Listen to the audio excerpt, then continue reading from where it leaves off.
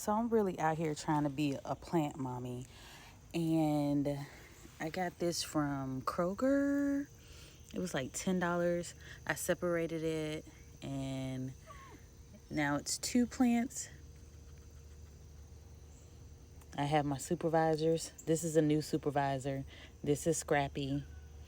And of course, Nebby. They don't like each other right now. It's like a face-off. Mostly her, because territory. But this is what I found today when I repotted my plant. So I'm going to try to grow this little sucker right here and see what happens.